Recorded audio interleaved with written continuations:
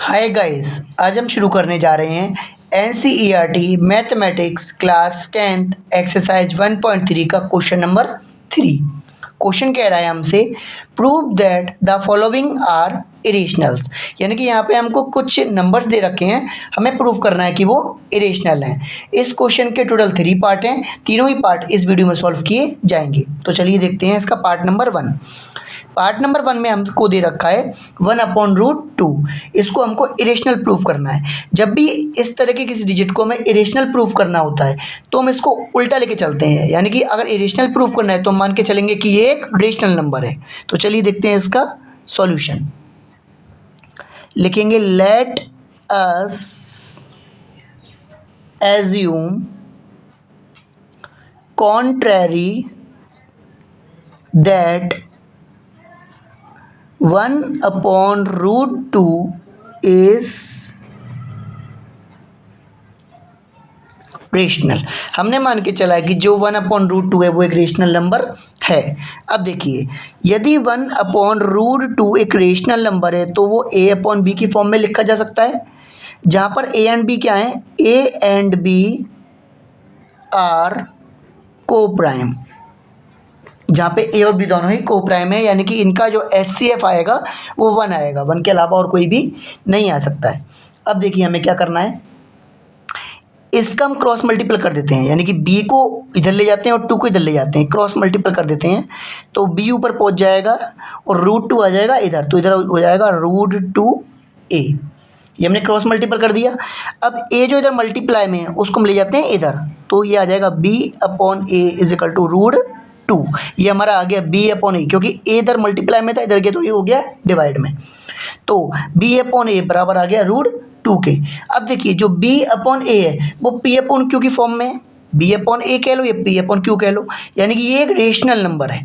इसका मतलब ये शो कर रहा है कि √2 हमारा एक रेशनल नंबर है। लेकिन हम लोग जानते हैं कि √2 हमारा एक इरेशनल नंबर है, उसको हम पहले प्रूव कर चुके हैं, उसको दोबारा प्रूव करने की हमको नीड नहीं है। तो हम क्या लिखेंगे इसमें हमें लिखना होगा b/a is in the form of p/q। b/a एक p/q की फॉर्म में है, then is rational, but we know, लेकिन हम जानते हैं √2 इज इरेशनल, लेकिन हमें पता है कि √2 एक इरेशनल नंबर है। सो दिस contradiction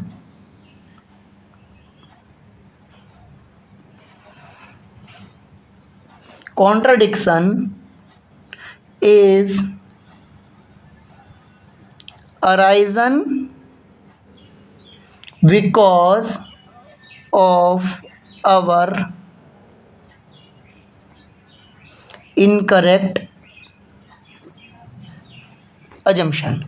ये जो कॉन्ट्रडिक्शन अराइज हुआ है कि जो √2 हमारा इधर रेशनल दिखा रहा है जबकि √2 तो एक रेशनल नंबर होता है, तो ये कॉन्ट्रडिक्शन अराइज हुआ है। ये कॉन्ट्रडिक्शन अराइज क्यों हुआ है, क्योंकि हमने जो अजम्पशन लिया था कि ये एक रेशनल नंबर है, इसको हमने रॉन्ग लिया था, इसके कारण ये अजम्पशन, मतलब इसके कारण ये कॉन्ट्रडिक्शन अराइज हुआ है। सो हम नीचे लिख देंगे, so we conclude that 1/√2 is irrational, यानी कि हम क्या कंक्लूजन में पहुंचे हैं कि जो 1/√2 है हमारा वो एक इरेशनल नंबर है। यही होता है इसका सॉल्यूशन। अब देखते हैं इसका पार्ट नंबर 2। पार्ट नंबर 2 में कह रहा है हमसे कि 7√5 एक इरेशनल नंबर है, इसको हमें प्रूव करना है। ये हमारा पार्ट 1 का था यहाँ तक, अब यहाँ से शुरू होता है पार्ट 2। तो अब देखिए वही सेम काम करना है, हमें इसको क्या मान के चलना है कि ये एक रेशनल नंबर है। तो हम इसका सॉल्यूशन लिखते हैं यहाँ से, late us assume the contrary that 7√5 is rational. हमने क्या मान लिया, जो 7√5 है वो एक रेशनल नंबर है। अब अगर ये रेशनल नंबर है तो इसको a/b या p/q की फॉर्म में लिखा जा सकता है, जहाँ पर a and b are coprime, यानी a और b कोप्राइम नंबर है जिनका HCF 1 आता है। अब देखिए ये वाला जो 7 है इधर मल्टीप्लाई में, इसको इधर ले जाएंगे तो हो जाएगा डिवाइड में, यानी कि इधर बचेगा √5 a/7b, क्योंकि 7 इधर मल्टीप्लाई में था, इधर गया तो डिवाइड में हो गया। अब देखिए ये जो फॉर्म आई है ये p/q की फॉर्म में आई है, यानी कि ये जो फॉर्म बनी है ये बनी है एक रेशनल नंबर की। अगर ये इसके बराबर है तो ये भी रेशनल नंबर होना चाहिए, लेकिन हम जानते हैं √5 क्योंकि रेशनल नंबर होता है, यानी कि यहाँ पे एक कॉन्ट्रडिक्शन अराइज हो रहा है। और वो क्यों हो रहा है, क्योंकि हमारा जो अजम्पशन था वही हमारा रॉन्ग था। तो वही हम नीचे लिखेंगे a/7b is in the form of p/q, then it is rational. इसका मतलब ये क्या है, रेशनल है।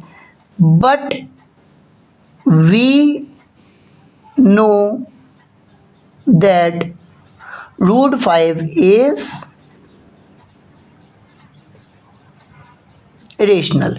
ये जो फॉर्म आ रही है ये p/q की फॉर्म में आ रही है, जो कि एक रेशनल नंबर है। और अगर ये रेशनल हुआ तो ये और ये दोनों इक्वल हैं, तो ये भी रेशनल नंबर कहलाएगा। लेकिन हम जानते हैं √5 तो ये रेशनल नंबर है, जो कि हम पहले प्रूव कर चुके हैं, इसको हमको दोबारा से प्रूव करने की नीड नहीं है। तो ये तो हमारा एक रेशनल नंबर है। सो ये एक कॉन्ट्रडिक्शन अराइज हो रहा है, तो हम नीचे लिखेंगे so this contradiction is arisen because of our incorrect assumption। ये जो कॉन्ट्रडिक्शन अराइज हुआ है ये क्यों हुआ है, क्योंकि हमारा इनकरेक्ट अजम्पशन था। सो हम कह सकते हैं 7√5 इज इरेशनल। तो हम ये कह सकते हैं कि जो 7√5 है वो एक कैसा नंबर है, वो एक इरेशनल नंबर है। यही था इसका पार्ट 2। अब देखते हैं इसका पार्ट 3। पार्ट 3 कह रहा है हमसे 6 + √2। इसे भी हमें इरेशनल प्रूव करना है, तो पहले इसको भी हम क्या मानेंगे कि ये एक रेशनल नंबर है। तो लिखते हैं इसका solution. Let us assume the contrary, that 6 + √2 is rational. हमने इसको रेशनल माना है, इसका मतलब हम लिख सकते हैं 6 + √2 इज इक्वल टू a/b, जहाँ पर a एंड b क्या है, a and b are coprime, यानी कि जो a और b हैं वो कोप्राइम नंबर हैं, यानी कि इनका HCF 1 आएगा, 1 के अलावा और कोई भी नहीं आ सकता है। अब देखिए 6 इधर प्लस में है, इसको ले जाएंगे इस साइड में तो ये हो जाएगा नेगेटिव का, तो a/b - 6 इसके नीचे 1 मान सकते हैं। अब देखिए हमें क्या करना है, इन दोनों को ले लेते हैं LCM, तो b आ जाएगा, b से b जाएगा 1 टाइम, 1 का मल्टीप्लाई a में तो a ही रहेगा, माइनस का माइनस, 1 का मतलब 1 से डिवाइड देंगे b को तो b आ जाएगा, b का मल्टीप्लाई 6 में करेंगे तो आ जाएगा 6b। तो ये आ गया हमारा a - 6b/b। अब देखिए ये जो पार्ट है वो एक इंटीजर हो गया, यानी कि p/q की फॉर्म में हो गया ये, और p/q की फॉर्म में हो गया, इसका मतलब ये कैसा हो गया, ये एक रेशनल नंबर हो गया। और अगर ये रेशनल है तो √2 भी रेशनल ही कहलाएगा, क्योंकि ये दोनों इक्वल हैं, और √2 रेशनल नंबर नहीं हो सकता, ये हम जानते हैं। तो हम क्या लिखेंगे, a - 6b/b is in the form of p/q, ये p/q की फॉर्म में है, then it is रेशनल। इसका मतलब ये कैसे हो गए, रेशनल हो गए। बट वी नो दैट, लेकिन हम जानते हैं √2 इज इरेशनल। हमें √2 को इरेशनल प्रूव नहीं करना है, वो हम पहले ही कर चुके हैं। बस इधर लिख देना है हमको कि √2 एक इरेशनल नंबर है। So this contradiction is arisen because of our incorrect assumption। यानी कि जो ये कॉन्ट्रडिक्शन अराइज हुआ है, यानी कि जो अपवाद अराइज हुआ है, ये अपवाद खड़ा हुआ है। कॉन्ट्रडिक्शन मतलब होता है अपवाद। तो जो कॉन्ट्रडिक्शन अराइज हुआ है वो क्यों हुआ है, क्योंकि हमने जो अजम्पशन लिया था, हमने अजम्पशन क्या लिया था, हमने अजम्पशन माना था कि ये एक रेशनल नंबर है। तो यही कॉन्ट्रडिक्शन अराइज हो गया है यहाँ पर आकर कि ये रेशनल नंबर नहीं हो सकता। अब अगर ये रेशनल नंबर नहीं हो सकता तो इसका मतलब है 6 + √2 कैसा नंबर होगा, वो होगा एक इरेशनल नंबर। तो 6 + √2 इज इरेशनल। यही था इस पार्ट का सॉल्यूशन।